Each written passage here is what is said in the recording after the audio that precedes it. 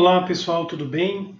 Vamos dar início à nossa sétima aula de Química e hoje a aula será sobre ligação iônica e ligação metálica. Uma vez que nós aprendemos algumas propriedades periódicas, principalmente a eletronegatividade, nós podemos dar início às famosas ligações iônicas e metálicas. Particularmente as metálicas, eu vou fazer uma breve explicação, pois nós não temos a intenção de aprofundarmos nas propriedades físico-químicas deste material. A representação de um metal está logo aqui à direita, onde você vê os átomos com cargas positivas e um mar de elétrons. Esta palavra mar de elétrons, ela busca trazer uma comparação para se fazer entender esta situação, onde nós temos vários átomos metálicos arranjados de uma forma muito bem organizada e os elétrons da eletrosfera ficam ali dançando com uma certa maleabilidade, que é uma propriedade dos metais. Portanto, essa representação ela tenta traduzir aquilo que nós vemos a olho nu. O brilho dos metais se refere a esses elétrons que ficam ali soltinhos, fáceis de se deslocar. A condutividade elétrica também se deve a essa propriedade dos elétrons estarem mais ou menos soltos. São tantos elétrons ali presentes, todos os metais são idênticos, então fica aquela coisa, né? Será que esse elétron é meu ou é do meu vizinho? Enfim, deixa ele lá. Ele está feliz aqui nesse mar.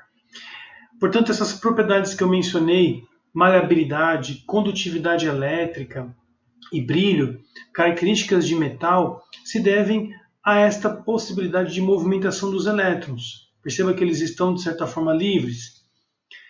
Isso, inclusive, será explorado na física com corrente elétrica. Mas, por aqui, acho que já nos basta essa explicação a respeito da ligação metálica. É um arranjo ordenado de metais, que não precisam ser sempre os mesmos átomos ou os mesmos elementos, podem ser ligas metálicas, vários átomos metálicos juntos, mas que todos vão decidir deixar os elétrons, de certa forma, livres e maleáveis, num mar de elétrons. Bom, com essas palavras, memorizado isso, vamos para a ligação iônica. A ligação iônica, ela apresenta um arranjo, como está aqui logo à esquerda, no título dessa aula, com um arranjo muito bem organizado de cargas positivas e cargas negativas. E nós vamos aprender na aula de hoje que essas cargas apresentam nomes. Todo átomo que apresenta carga positiva é chamado cátion. Todo átomo que apresenta carga negativa é chamado ânion. Essas duas denominações, cátion e ânion, têm uma origem em comum, íons. Os íons podem ser cátions ou ânions. Íons, cátions e ânions. Cátion positivo, ânion negativo. E para conseguir entender esse arranjo ordenado e como que pode ocorrer essa carga positiva e essa carga negativa, vamos retomar o conceito de Linus Pauling a respeito da eletronegatividade que definia a ligação iônica.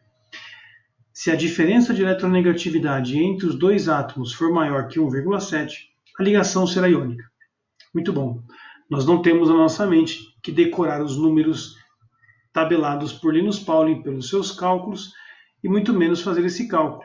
Mas aqui eu só quero recordar que quando existe uma discrepância muito grande na eletronegatividade, esses átomos provavelmente vão se unir através da ligação iônica, por meio da ligação iônica. Olhe para agora esses átomos que eu coloquei aqui.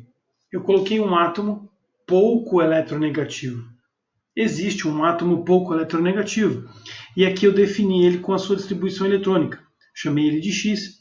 Ele tem 1s2, 2s2, 2p6, 3s1. Você pode até procurar o número atômico dele com essa distribuição eletrônica. Você tem 11 elétrons, portanto 11 prótons. Esse cara é o sódio. Mas, né, vamos lá. Aí, a partir dessa informação, você percebe que ele tem um único elétron na camada de valência, né? Poxa, que triste, eu queria tanto doar esse elétron. E é essa a tendência desse átomo, que nós vimos na aula anterior. Já aqui nós temos um átomo muito eletronegativo. O Y 1s2, 2s2, 2p6, 3s2, 3p5. Ele tem 7 elétrons na camada de valência, hein? Quem será esse cara? É o bromo, esse cara aqui, né? Não, perdão, é o cloro. E aí, independente de quem é, né? Eu estou aqui, né, viajando na maionese, mas enfim. Perceba que na camada de valência desse átomo Y, só falta um elétron para dar o octeto lá lindo, maravilhoso, para que as coisas possam girar de forma organizada no átomo, concordam? Da mesma forma, você olha para o X e fala, poxa vida, só tem um elétron aqui na minha camada de valência. E na segunda camada está 8 bonitinho, né? Ou vontade de chutar esse elétron fora. Quando você aproxima essas duas tendências, um átomo pouco eletronegativo, louco para doar elétrons, de um átomo muito eletronegativo, doido para receber esse elétron, o que acontece é, de fato, essa troca, essa transferência de carga. Ixi, que seta horrível que eu escolhi, né? Vamos pegar uma outra setinha? Uma setinha um pouquinho mais aberta? Vamos, né? Aqui, ó. Tá bom. Temos uma transferência de elétrons. Não gostei dessa seta, vou pegar outra. O professor decide aí, poxa vida. Calma, rapaz, eu estou decidindo. Ah lá, pronto, agora ficou bonito. Então, anota aí essa palavra mágica. Transferência de elétrons. Transferência de elétrons. Essa é uma característica da ligação iônica. Eu vou doar o meu elétron. E aquele cara quer. Olha o que acontece depois. Logo abaixo eu coloquei a distribuição eletrônica depois da transferência de elétrons. Existe um cátion agora, e esse cátion é monovalente. Essa denominação monovalente vem de mono, valente, valência, a carga. Então ele tem carga 1 e o cátion define positivo. No caso do outro lado você tem um ânion, monovalente. Mono valente carga. Qual é a carga? Qual é o sinal? É negativo por causa do ânion. Então o nome traduz um pouco o que acontece. Cátion monovalente, positivo, 1+. Ânion monovalente, negativo, 1-. Com isso, olha como fica a distribuição eletrônica do cátion. Do X para X+, você perdeu um elétron, justamente da camada de valência, ficando com uma camada bonitinha de octeto. E o cara ficou feliz, o cátion está muito alegre assim. O ânion, por sua vez, ele recebeu um elétron. Perceba que do Y nós fomos para Y-. E a distribuição eletrônica mudou sutilmente. Olha só, de 3p5 para 3p6. Temos octeto aqui na terceira camada, olha que beleza. Com isso, os dois átomos, que agora não são mais só átomos, são íons. Estes íons agora estão satisfeitos eletronicamente falando. A simetria está respeitada, a camada de valência está, ó, lindona. O que você faz agora? Rola uma atração eletrostática. Positivo atrai negativo. Força colombiana. Constante, carga 1, carga 2 sobre d ao quadrado, hein? Não estou brincando, aqui não é física, meu filho. Mas você vai ter essa união entre esses dois íons, devido à atração eletrostática que cria. Essa atração garante uma proximidade tão grande, mas tão grande, que o empacotamento que você viu aqui em cima, olha só, o empacotamento que você viu aqui em cima, acaba sendo facilmente construído, devido a essa interação que sai colando, né, positivo com negativo em todas as redondezas possíveis destes íons. Bom, feito essa interpretação de como ocorre a transferência de elétrons, nós temos que agora entender um pouco mais de forma prática para resolver alguns exercícios que vão cobrar a ligação iônica. Então, aqui, nessa segunda etapa da aula, eu coloco aqui primeiramente um resumo que é muito importante você memorizar. Família 1A, que é o grupo 1, tem o hidrogênio, o lítio, o sódio, o potássio e outros elementos químicos, mas esses 4 aqui que eu coloquei são os mais frequentes para a nossa vida de universidade, não, ainda não, de ensino médio. E todos eles que estão na família 1A, grupo 1, apresentam a tendência de formar aquele cátion ali X+1. Enquanto que no segundo grupo, família 2A, grupo 2, berílio, magnésio, cálcio e bário, eu peguei os mais comuns, hein? Não é a família 2A inteira. Percebe que ali eu tenho uma tendência a formar um cátion bivalente. Cátion bivalente. X2+. Justamente porque ele tem 2 elétronzinhos na camada de valência. A família 3A ela se destaca por apenas um elemento que nos interessa, o alumínio. Ele tem 3 elétrons na camada de valência, vai formar um cátion trivalente. Bate, brincadeira, trivalente. 3+, X3+. Então vai ficar Al3+. Berílio, Be2+, magnésio, Mg2+, cálcio, Ca2+, bário, Ba2+, e assim com os de cima, lítio 1+, hidrogênio 1+, sódio 1+, potássio 1+. Memoriza isso, meu caro, pois se você conseguir memorizar agora, ao longo do ano vai ficar tranquilo. Mas ao longo do ano eu vou acabar repetindo todos esses conceitos de forma rápida. Agora, nas famílias que faltam para completar 8, olha só. A família 5A, ela indica para nós, 5A, o número de elétrons na camada de valência. Nitrogênio e fósforo, se você providenciar a distribuição eletrônica, estão lá no grupo 15, né? Mas se você pegar o número atômico e distribuir, você vai perceber que ele termina em 5 elétrons na camada de valência.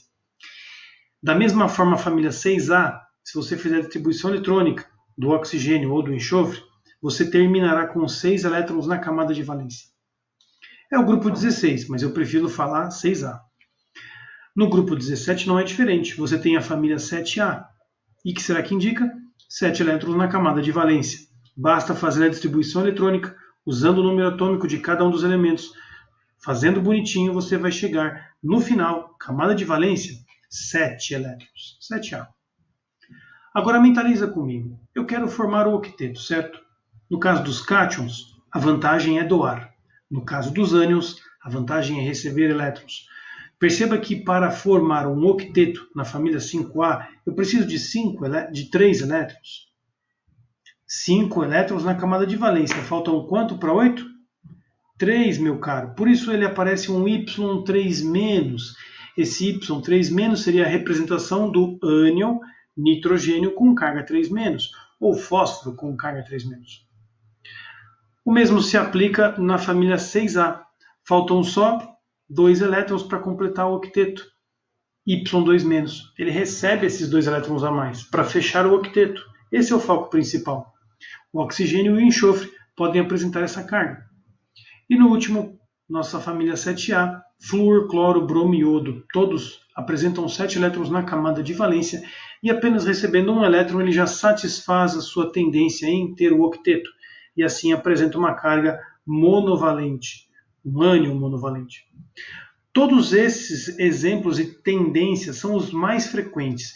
Eu selecionei da tabela periódica aqueles 100 e cacetada elementos químicos ali presentes e trouxe um resumo que, por agora, seria muito bom se você memorizasse. Uma ressalva ali, uma observação, podemos dizer, né? Que aqui os metais de transição, eles não são muito requisitados, né? Só uma observação aqui. Os metais de transição, eles normalmente, na sua grande maioria, formam cátions bivalentes. Então, manganês 2+, cobre 2+, zinco 2+, ferro 2+, níquel 2+, e assim por diante. Existem variações, por exemplo, o cobre pode formar 1+, o chumbo pode formar 4+, o ouro pode formar 3+, nem 2+ forma. Pois é, existem exceções, você imagina, mas no geral, meu caro, quando aparecer algum metal de transição, você já pode imaginar que vai ser 2+. Com isso decorado, sem ter que fazer a distribuição eletrônica, perceba que eu estou exigindo de vocês a decorar estas informações para poupar o trabalho de fazer a distribuição eletrônica. A tabela periódica pode ser o seu socorro nesse passo agora, pois a ligação iônica precisa ser conceituada. Vamos tomar como exemplo aqui um cátion e um ânion formando um composto iônico. Essa seria a equação clássica da formação de um composto iônico. Um cátion e um ânion se unem formando um composto iônico. Eu peguei o sódio mais 1 e o cloro menos 1. Percebe que a atração eletrostática faz com que eles se unam, formando um composto iônico. A regra para a formação de uma ligação iônica, ela apresenta a seguinte lógica. Olha aqui embaixo. Você tem o cátion A+. Eu vou até aumentar aqui para você poder visualizar isso com mais clareza. Ó. Cátion A+, correto? Ele tem uma carga, positivo A+. O ânion, por sua vez, tem a sua carga, negativa, B-. Para você construir a ligação iônica, respeitando a conservação de carga, satisfazendo a necessidade de todos ali, você faz um cruzamento dessas informações numéricas. Os números você cruza. A carga você abandona, hein? O número cruzado vai confeccionar o composto iônico. Percebe que logo embaixo eu coloquei cátion com uma letra Bzinho embaixo e ânion com uma letra Azinho também logo embaixo? Essas letrinhas Bzinho e Azinho se referem a estes números que eu desci de forma cruzada. Desce de forma cruzada. Cruzes, faz cruzes, tira as cargas e você consegue confeccionar um composto iônico. Isto é apenas uma técnica didática, né, para formar um composto iônico. Um detalhe, né, percebe que aqui eu fiz a regra do cruzes, ó, e eu construí o composto iônico, mas o número 1 fica subentendido e você não coloca o número 1. O número 1, subentendido, ok? Igual numa equação matemática. X mais 1 igual a 0. Você não escreve 1x mais 1 igual a 0. Você só escreve x mais 1. Né? O número 1 que multiplica x subentende. Você entendeu? O número 1 subentende-se bastante as coisas. Né? Agora, vamos para o lado direito aqui. E eu vou retomar a apresentação no seu tamanho padrão para que você possa olhar tudo de novo. Olha só. Vamos treinar. Cálcio. Agora eu estou usando os elementos químicos, hein? Parei com o X e Y, hein? Agora é trabalho de, né, robusto, hein? Você consegue. Vamos lá, meu cara. Cálcio 2+, ele está na família 2A, por isso ele tem essa carga. Iodo 1-, ele é da família 7A, tem carga menos 1. Como é que eu faço composto com cálcio e iodo? Cruzes, né? Cruzes. Você vai cruzar as informações. Não vai ficar 1 para o cálcio e 2 para o iodo? Vai ou não vai? Vai, não vai? Então vamos pôr? Vamos. Olha só. Deixa eu arrumar aqui a numeração para ficar bonitinha. Então vai ficar cálcio 1, iodo 2, né? É isso que você está me falando. Porque cruzou, né? O iodo vai ficar com uma quantidade de 2. Eu preciso de 2 iodos para receber os 2 elétrons que o cálcio quer doar. E subentende-se que só tenha um cálcio. Então, aquele 1 que você viu eu deletar, se fôssemos construir a regrinha do cruzes, deveria ficar assim, certo? O número 1 desce no cálcio, o 2 desce no iodo, para indicar que precisa de 2 iodetos, ou 2 iodos negativos, para se juntar ao cálcio. Afinal, só tem um negativo e 2 positivos, né? Então tem que ter 2 vezes o cara negativo 1 para conservação de carga. Essa é a ideia que está por detrás desse cruzes. Mas, como eu tinha mencionado, o número 1 é subentendido. Então eu posso deletar e eis que surge o composto Ca2. Esse é o composto iônico Ca2. Agora vamos formar mais um composto? O próximo composto agora será o LiS. Como é que faz LiS? Cruza, meu filho. Ó o 2 do S vai para onde? Vai para o Li. Li2, S1. Todos acompanhando? Cruza, né, os números. Ó. 2 vai para o Li, 1 vai para o S. Se você não entendeu, anota aí para depois mandar um e-mail perguntando. Hein? Vou descer os números? Vou, porque você tem que colocar essa anotação pequenina assim, indicando que é uma quantidade. Embaixo ali, acho que essa informação eu posso não ainda ter falado, mas toda vez que aparece um número embaixo pequenininho, isso indica uma quantidade de átomos. Quando o número está em cima pequenininho, isso indica a carga do cara, a carga do átomo. Bom, Subentende-se que o 1, né, não preciso pôr, então ficou Li2S. Li2S. Agora, como é que eu resolvo o problema do magnésio com o nitrogênio, hein? Magnésio 2+, nitrogênio 3-. Vamos lá. Magnésio, Mg, qual é o número? Pega o 3 do nitrogênio e puf, cruza. Mg3. N2, o 2 do magnésio vai lá no nitrogênio. E não tem número 1, tem? Não tem número 1. Então vai ter que ficar. Concorda comigo? Feito isso, agora o desafio master, hein? Bário e oxigênio. Bom, vamos cruzar. Ba2, O2.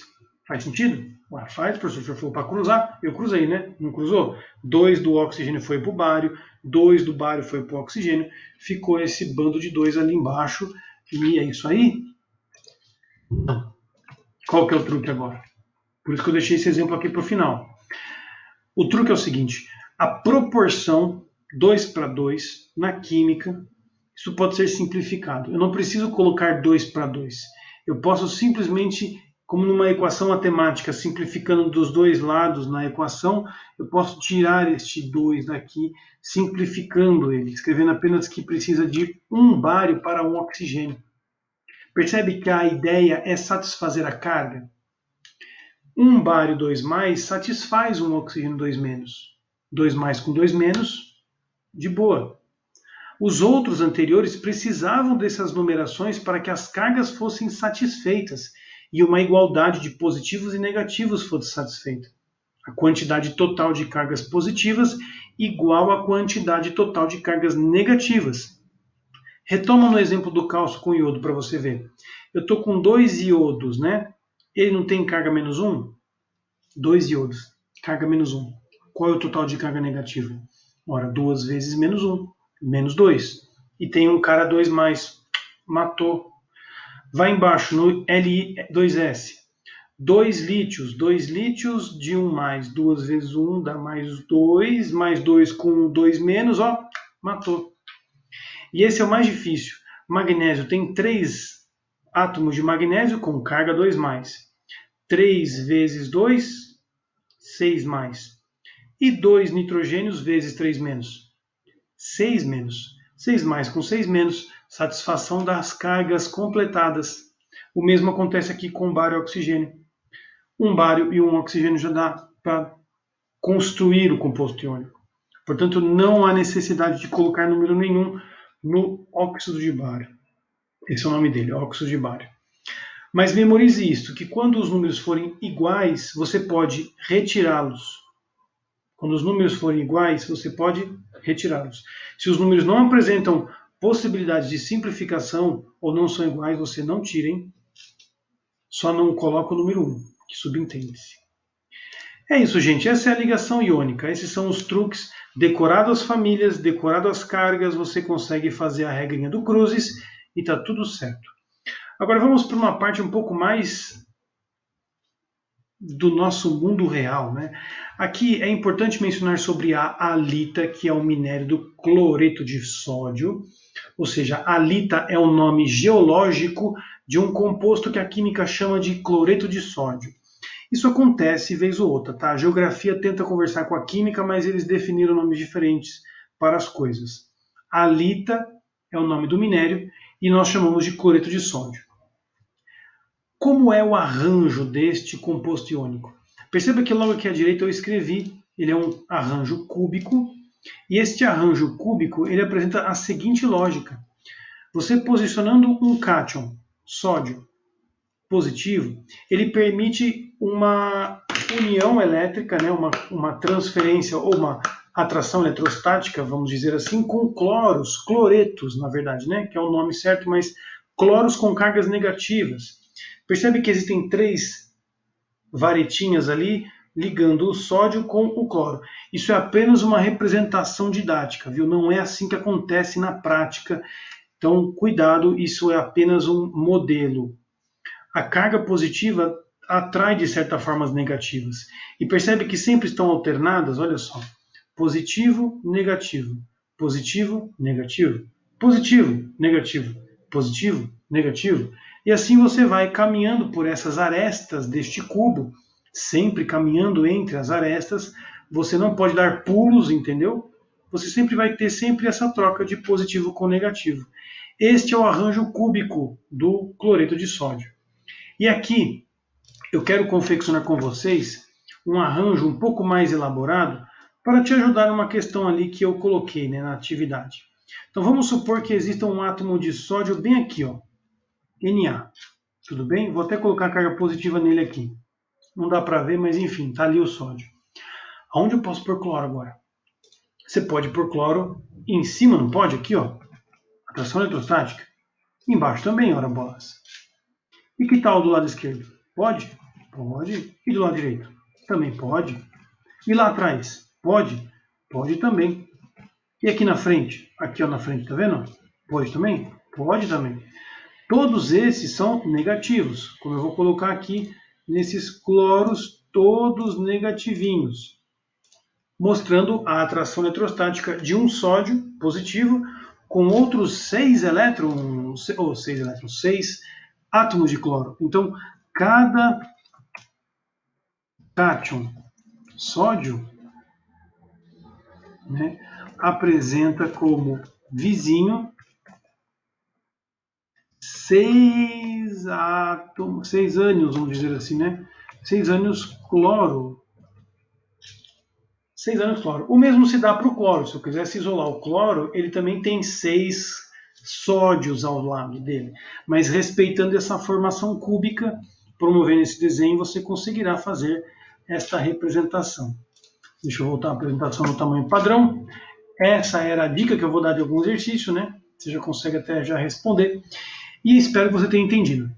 Qualquer dúvida, mande a sua pergunta por e-mail, especificando, professor, naquele minuto tal da aula eu não entendi, naquele momento, sei lá, 15, 2.015, sei lá, enfim, você entendeu, né? Um abraço, até a próxima.